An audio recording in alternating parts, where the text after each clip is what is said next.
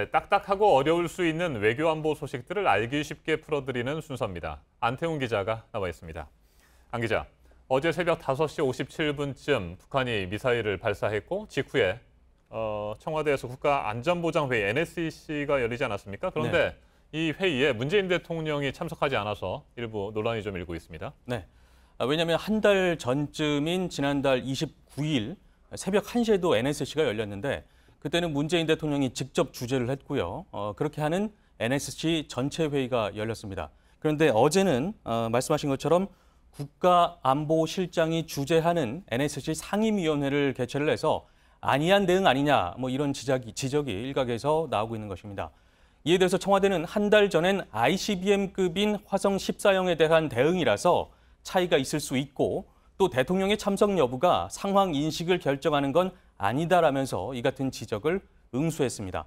그래서 첫 번째 주제의 제목을 NSC 전체 회의냐 상임위냐 뭐 이렇게 붙여봤습니다.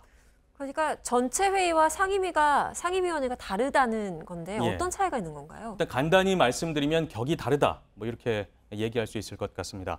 NSC 전체 회의는 대통령이 주재를 하고 청와대의 참모뿐 아니라 국무총리와 관계부처 장관 등이 모두 참석을 합니다. 반면에 상임위는 앞서 말씀드린 대로 국가안보실장이 주재를 하고 외교통일안보 관련 장관 정도만 참석을 하기 때문입니다.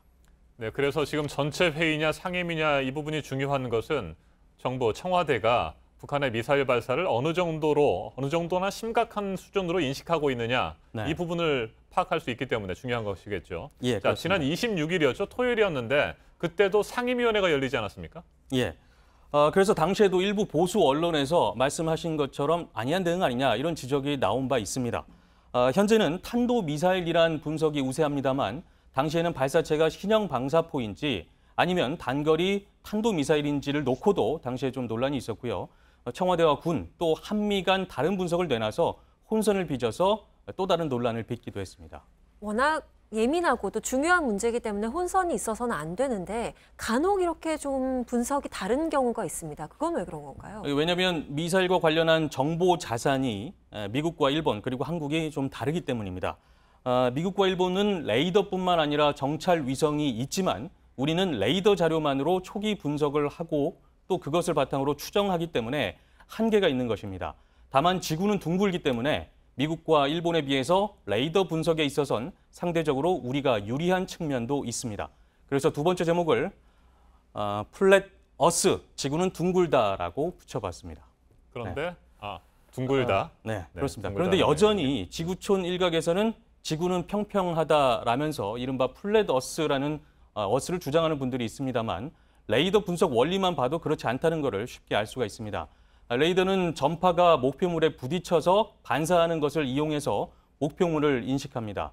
이해를 돕기 위해서 이렇게 소품을 가져왔고요. 또 한반도를 지금 작기 때문에 좀 크게 그려봤는데요.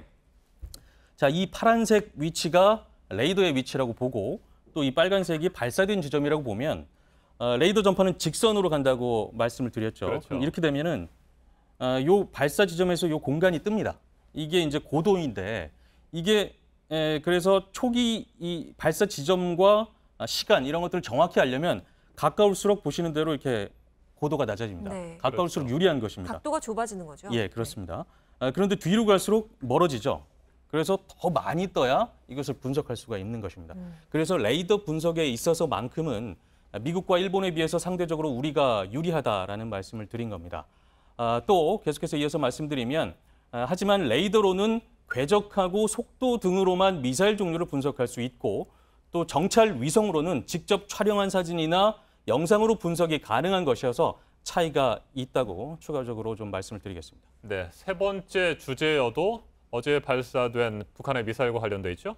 네, 그렇습니다. 북한이 어제 발사한 탄도미사일 종류를 놓고 화성 12형이다라는 전문가들의 분석이 잇따랐고요. 어제 그랬고요. 또 한미일 정보 당국에서도 그런 분석을 내놓은 바 있습니다. 오늘 아침에는 북한이 화성 12형이다고 발표를 했고요. 예, 그래서 조금 전에 북한 매체를 통해서 라디오 방송인데요.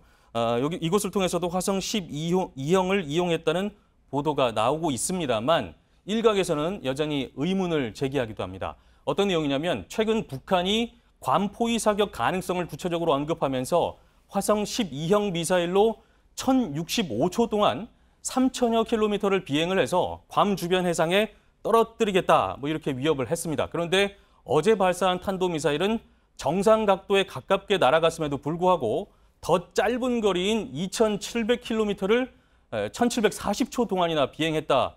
이런 분석이 일부에서 나왔습니다. 이 시간 계산이 잘못됐다라는 지적도 있습니다만 여하튼 이 분석에 따르면 같은 미사일 종류인데 차이가 꽤 큰 것입니다. 자, 그래서 제목을 세 번째 주제어가 있습니까? 네, 그래서 제목이 네. 세 번째 주제가 나올 텐데요. 화성 12형 1065초냐, 1740초냐 이렇게 네. 붙여봤습니다. 네. 뭐 어쨌든 여러 가지 분석들이 나오고 있습니다만 한 가지 공통된 확실한 건 이 문제가 그냥 전 세계가 좌시하는 문제가 아니라는 거, 모두가 한 목소리로 관심을 갖고 보고 있다는 점이 되지 않을까 생각이 듭니다. 지금까지 안태훈 기자였습니다. 고맙습니다. 네, 수고했습니다.